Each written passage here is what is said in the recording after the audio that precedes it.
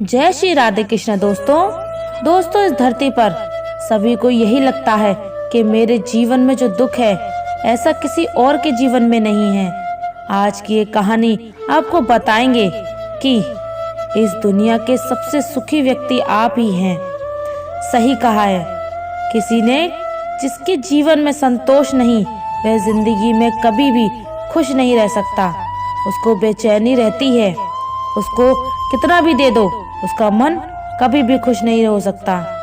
दोस्तों अगर आपको हमारा ये वीडियो अच्छा लगे तो कमेंट सेक्शन में ज़रूर बता देना, और अगर आप हमारे चैनल पर नए हैं तो चैनल को सब्सक्राइब ज़रूर कर लेना। आज की कहानी बहुत ही महत्वपूर्ण और ज्ञानवर्धक होने वाली है। कृपया वीडियो में अंत तक ज़रूर बने रहें। ये कहानी राजा प्रभाकर वर्धन और उसकी पत्नी रानी अवंतिका की है। राजा प्रभाकर वर्धन बहुत नेक और धर्म का पालन करने वाले राजा थे। वहीं रानी अवंतिका एक अत्यंत रूपवती और पतिव्रता नारी थी। उनकी जिंदगी बहुत अच्छे से चल रही थी। फिर एक दिन समय ने करवट ली और उन्हें अपनी जिंदगी के बहुत भयानक दौर से गुजरना पड़ा। स्वर्गलोक में एक बार शनि देवता और लक्ष्मी जी की कहासुनी हो गई। शनि देव के अनुसार वे लक्ष्मी जी से बड़े थे और लक्ष्मी जी के अनुसार वह शनि देव से बड़ी थी। इस बात को लेकर उन दोनों में काफी देर बहस होती रही और वे दोनों कोई फैसला नहीं कर पाए। आखिर उन्होंने सोचा कि ये पृथ्वी लोक में सबसे ईमानदार व्यक्ति से फैसला कराया जाए। उन दोनों ने सोचा कि पृथ्वी लोक में प्रभाकर नाम का एक राजा रहता है। तब शनिदेव और लक्ष्मी जी प्रभाकर के पास पहुंचे और अपनी बहस का निर्णय मांगा, तो उनको उत्तर देने का कोई उपाय नहीं सूझा। अंत में उन्होंने दोनों में से 15 दिन की मोहलत मांगी। यह सुनकर शनिदेव और लक्ष्मी जी चले गए और कह गए कि वह अपने झगड़े का फैसला सुनने 15 दिन बाद जरूर आएंगे। उनके जाने के बाद प्रभाकर का सोना जागना हराम हो गया, क्योंकि वे जानते थे कि वे अगर एक को बड़ा बताएंगे तो दूसरा अवश्य गुस्सा होगा और उन पर भारी संकट आ जाएगा। उसको चिंता में देख उसकी पत्नी अवंतिका ने चिंता का कारण पूछा। जब हर प्रभाकर ने सारा हाल बताया, उसकी पत्नी बोली कि आप एक काम कीजिए, एक चांदी का और दूसरा सोने का सिंहासन बनवाइए। सोने का सिंहासन आपकी गद्दी के दाहिने और चांदी का सिंहासन बाईं ओर रहना चाहिए। तब लक्ष्मी जी और शनिदेव आएंगे तो लक्ष्मी जी आपके दाहिने तरफ का सिंहासन ग्रहण करेंगी, क्योंकि वे माता स्वरूप हैं, और शनिदेव बाईं तरफ का सिंहासन ग्रहण करेंगे। जब वह आपसे उनके सवाल का जवाब मांगे तब आप उनके किसी प्रश्न का उत्तर ना दें, और जब वह बहुत पूछें कि क्या बात है तो आप उनसे कह दें कि आप लोगों ने स्वयं ही अपना फैसला कर लिया है। 15 दिन बाद जब लक्ष्मी जी और शनिदेव आए तो वैसे ही हुआ जैसे रानी अवंतिका ने कहा था। लक्ष्मी जी ने दाईं तरफ सोने का सिंहासन पर प्रस्थान किया और बाईं तरफ शनिदेव बैठे। जब उन्होंने फैसला मांगा तो राजा कुछ समय तो मौन रहे और अत्यंत जोर दिया तो राजा ने वही उत्तर दिया जो रानी ने बताया था। यह सुनकर शनिदेव गुस्सा होकर चले गए। लक्ष्मी जी ने जाते जाते प्रभाकर से कहा कि संकट तो आएगा, परंतु मैं तुम्हारे साथ हूँ। जल्द ही शनि देवता के प्रकोप से प्रयागराज में बहुत भयंकर अकाल पड़ा हो, लोग भूखे मरने लगे। यह हाल प्रभाकर से देखा नहीं गया। कोई उपाय ना मिलने पर आखिरकार लगभग 6 महीने बाद उन्होंने अपने राज्य को त्यागने का निश्चय कर लिया। एक रात को वे अपनी पत्नी के साथ राज्य को छोड़कर निकल पड़े। साथ में उन्होंने एक पोटली में हीरे जवाहरात मुसीबत के समय काम आने के लिए। जैसे ही प्रभाकर अवंतिका के साथ निकले तभी अचानक बहुत ही भयंकर आंधी तूफान आ गया और चारों ओर घने बादल छा गए।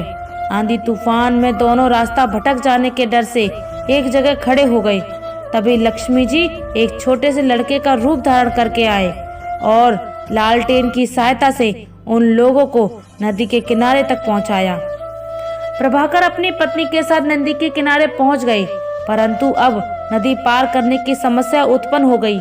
इतने में एक बूढ़ा आदमी नाव को लेकर उस तरफ आया। प्रभाकर ने निवेदन किया कि वह उनको नदी के किनारे पहुंचा दे। नाव वाला बोला कि उसकी नाव बहुत हल्की है, इसलिए एक एक करके ही वह उनको पार करा सकता है। राजा ने उसकी बात मान ली।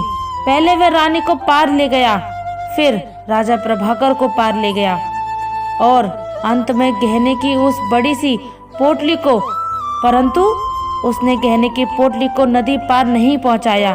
वह उस पोटली को लेकर भाग गया। प्रभाकर थोड़ी देर तो नाव वाले और पोटली का इंतजार करते, परंतु जब उन्होंने देखा कि नाव वाला नहीं आया तो वे समझ गए कि वह बूढ़ा आदमी कोई और नहीं बल्कि शनिदेव थे। प्रभाकर और अवंतिका नदी के किनारे चलते चलते एक गांव में पहुंचे।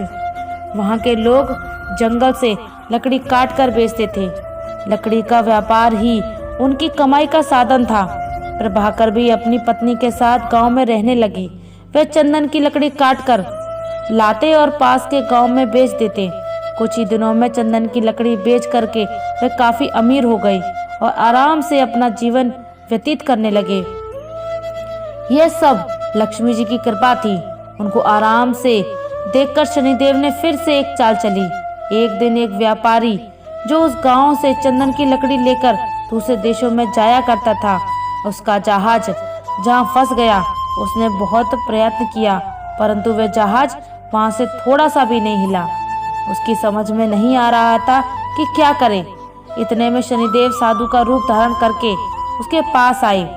उन्होंने व्यापारी से कहा कि मैं तुम्हारे जहाज को हटाने की युक्ति बता सकता हूँ।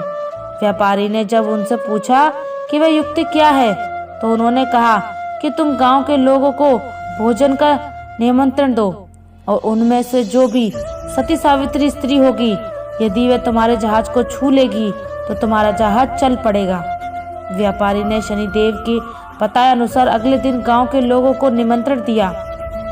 जब वह प्रभाकर के घर पहुंचे तो अवंतिका ने कह दिया, निमंत्रण अस्वीकार कर दिया और मेरे पति जंगल में लकड़ी काटने गए हैं। व्यापारी के आदमी के वापस आने की सारी बात बता दी।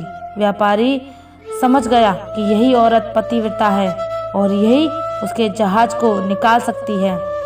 वह शाम को फिर उसके घर गया। उस समय प्रभाकर घर पर ही थे। उसने निमंत्रण स्वीकार कर लिया। जब व्यापारी ने प्रभाकर से और अवंतिका से कहा कि वह जहाज को छू दे जिससे वे निकल सके, प्रभाकर ने कहा कि ठीक है, वह समय पर आ जाएंगे। प्रभाकर और उसकी पत्नी जहाज के पास गए और अवंतिका ने अपने पति के कहने पर जहाज को छू दिया और जहाज हिलने लगा। यह देखकर व्यापारी के मन में पाप जागा कि क्यों ना मैं इसको अपने साथ ले लूं। यदि जहाज फिर से फंस गया तो ये छूकर उसे हटा सकती है। यह सोचते ही उसने अवंतिका को अपने साथ जहाज में खींच लिया और जहाज चल पड़ा। प्रभाकर चिल्लाया, परंतु उस समय तक जहाज काफी दूर चला गया था। अवंतिका अत्यंत रूपवती थी। उसको देखकर व्यापारी के मन में पाप जागृत हुआ। उसने अवंतिका के सम्मुख उसे अपनी पत्नी बनाने की इच्छा जाहिर की, पर रानी ने उसे साफ मना कर दिया। पर रानी के रूप पर मोहित हुआ व्यापारी अब हर समय उसके पीछे पड़ा रहता। रानी अवंतिका ने व्यापारी की छेड़छाड़ से तंग आकर सूर्यदेव से प्रार्थना की कि उसको अपने सतीत्व की रक्षा करने के लिए कोड़ दे दे। उसकी प्रार्थना सूर्य भगवान ने सुन ली और उसका शरीर कोड़ से विकृत हो गया। इधर राजा प्रभाकर भी सोते बिलखते और नदी के किनारे चल पड़े। वह उसी आशा में थे कि यदि जहाज उस तरफ से गुजरा तो वे अपनी पत्नी को छुड़ा लेंगे। आखिर उसको जहाज का कहीं पता नहीं चला तो वह नदी के किनारे एक आश्रम था, तो वह उस आश्रम में साधुओं के साथ रहने लगा। वह वहां पर साधुओं की सेवा करता, गायों को चराता और गायों को गोबर से उपले बनाता। वह उपले लक्ष्मी जी की कृपा से सोने के हो जाते। इस प्रकार कुछ ही दिनों में उसके पास ढेर सारे सोने के ईंटों हो गई। एक दिन वही व्यापारी जो प्रभाकर की पत्नी को ले गया था, उसका जहाज वहां पर आया। प्रभाकर ने व्यापारी को पहचान लिया, परंतु व्यापारी ने उसको नहीं पहचाना। उसने प्रभाकर को ईंट दिखाई, कहा कि यदि व्यापारी उसको साथ ले चलेगा तो वह सोने की ईंट उसे दे देगा। व्यापारी ने सोने की ईंटों के लालच में अपने जहाज में बैठा लिया। जब जहाज चल पड़ा तो कुछ ही दूर जाने पर व्यापारी ने प्रभाकर को पहचान लिया। फिर व्यापारी ने प्रभाकर को नदी में धक्का दे दिया। प्रभाकर की चीख पुकार अवंतिका को सुनाई दे गई। उसने एक काठ का टुकड़ा समंदर में फेंक दिया। उस काठ के टुकड़े के सहारे प्रभाकर एक किनारे पर पहुंच आया। आ जाते जाते जहाज से कामगारों ने उसे देख लिया और उसकी मदद की। प्रभाकर ने जहाजों की चुंगी का ठेका लेना शुरू कर दिया। राजा के प्रस्ताव स्वीकार कर लिया। अब आने वाले जहाजों से चुंगी लेता। ऐसे ही 4 वर्ष बीत गए। शनिदेव का प्रभाव अब खत्म होने वाला था। एक दिन व्यापारी का जहाज वहीं आया। प्रभाकर ने उस जहाज को रोक दिया और उसे वहां से जाने नहीं दिया। प्रभाकर व्यापारी से क्रोधित होकर और राजा के पास शिकायत लेकर गया और विनती की, महाराज, जो भी आपका कर है मैं वो हमेशा अदा करता हूँ, फिर भी मेरे जहाज को क्यों रोक दिया गया। राजा ने जब प्रभाकर से पूछा कि वह व्यापारी के जहाज को क्यों नहीं जाने देता, तो प्रभाकर ने बताया कि महाराज, इस व्यापारी के पास मेरी सोने की ईंट है जो उसने मुझसे चुराई है। जब प्रभाकर ने व्यापारी से अपनी सोने की ईंटों की चोरी की बात की राजा के सामने रखी, तब राजा ने प्रभाकर से पूछा, क्या तुम्हारे पास इस चोरी का कोई प्रमाण है? प्रभाकर ने सिर झुकाकर कहा, महाराज, मेरे पास कोई प्रमाण नहीं है। प्रभाकर का सिर झुका हुआ देखकर व्यापारी अपनी बात को और अधिक पुख्ता करने के लिए राजा से कहता है, महाराज, ये झूठ बोल रहा है। मैं शपथ लेता हूँ कि सोने की ईंट मेरी है। राजा सोच में पड़ जाता है। तभी एक तेज गर्जना के साथ शनिदेव वहां प्रकट होते हैं और गुस्से में व्यापारी की तरफ देखते हैं। उन्होंने कहा, सत्य और धर्म के साथ खिलवाड़ करने का कर्ज चुकता है, करने का अब तुम्हारा समय आ गया है। शनिदेव व्यापारी के पास जाकर उसकी आंखों में देखते हैं। अचानक व्यापारी जमीन पर गिरकर कांपने लगता है। वह पसीने से तरबदल होकर चिल्लाता है, मुझे माफ कर दो, मैंने झूठ बोला था, ये सोने की ईंट मेरी नहीं है। इतना कहने के बाद व्यापारी के शरीर से एक अजीब सा धुआं उठता है और वे वहीं पर राख बन जाता है। राजा और दरबार के लोग समस्त रह गए और किसी को समझ नहीं आया कि क्या हो रहा है। तभी शनिदेव प्रभाकर के पास जाकर उनको प्रणाम करते हुए कहते हैं, राजा, तुम्हारे सत्य और धर्म ने मुझे पराजित कर दिया है। तभी एक बार फिर से तेज प्रकाश होता है और तेज प्रकाश के साथ लक्ष्मी जी प्रकट होती हैं। माँ लक्ष्मी जी प्रभाकर को आशीर्वाद देते हुए कहती हैं, तुम्हारे त्याग और धैर्य और धर्म का पालन करने के कारण मैं तुम्हें अखंड समृद्धि का आशीर्वाद देती हूँ। तुम्हारा राज फिर से समृद्ध होगा। आशीर्वाद देकर लक्ष्मी जी और शनिदेव दोनों अंतर्ध्यान हो जाते हैं। राजा के आश्चर्य की सीमा नहीं थी। वह हर्षवर्धन के पास आकर कहने लगे, आप कोई साधारण पुरुष नहीं हो। तब प्रभाकर उसे पूरा किस्सा बताते हैं। राजा सहित पूरा दरबार प्रभाकर की धर्मपरायण का गुणगान कर रहा था। राजा ने प्रभाकर की पत्नी रानी अवंतिका को आदरपूर्वक जहाज से पालकी में बुलाया। रानी अवंतिका ने पुनः सूर्य भगवान से प्रार्थना करके अपना पूर्व रूप मांग लिया। राजा ने आदर पूर्वक प्रभाकर के साथ अपनी बेटी को और रानी अवंतिका को भी, जिसको उसने अपनी बेटी मान लिया था, प्रेम पूर्वक विदा कर दिया। निष्कर्ष, किसी के जीवन में कठिनाइयां कितनी भी बड़ी क्यों ना हो, अगर व्यक्ति सत्य और धर्म के मार्ग को नहीं छोड़ता तो समय के साथ वह न केवल हर मुश्किल से बाहर आता है, बल्कि खुद वह मालिक पर परमात्मा ईश्वर भी उसकी मदद करते हैं।